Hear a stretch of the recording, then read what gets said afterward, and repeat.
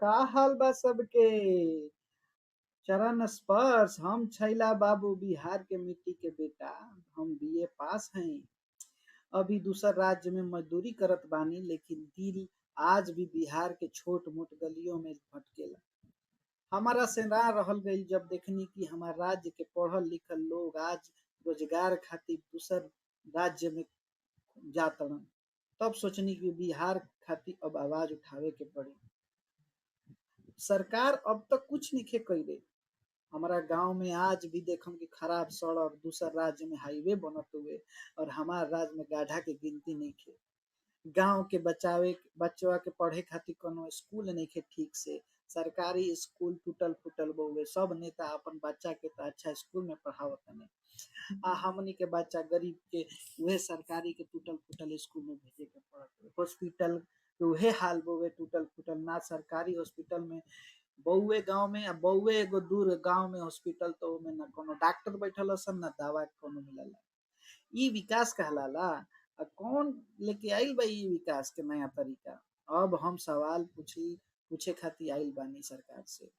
हमार पहला सवाल ये हुए कि रोजगार कब तक सिर्फ सपना रही। बिहार के नौजवान कब तक माँ बाप छोड़ के भी बाहर जाइए। यहाँ तो एग्जाम में घोटाला करा देतनी, कैसे चली। सड़क दूसरा बोवे, सड़क बिजली पानी और स्कूल के बाद सिर्फ इलेक्शने के दिन आवत बा का। तीसर बात ये बाकी योजना के पैसा तो अब तक गांव तक पहुंचत नहीं खे। सब सरकार के लोग में चोर बैठल बा, सब खा जात ओसन। ई बात याद रखी सरकार। हम सब अभी पढ़ल लिखल बानी जा। अब हम लोग सवाल पूछला के समय आ गइल बा।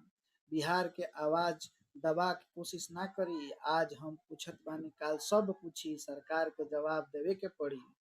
ई ई अब सवाल लेके हर दिन और हर समय हम सरकार से पूछे खातिर आई। हम छैला बाबू अब सरकार के एक एक जवाब मांगम सरकार से। जब तक बिहार के प्रगति नहीं हो जाई तब तक छैला बाबू पूछत रही हैं। अभी जात बानी, आज फिर आईम सवाल लेके सरकार से पूछम।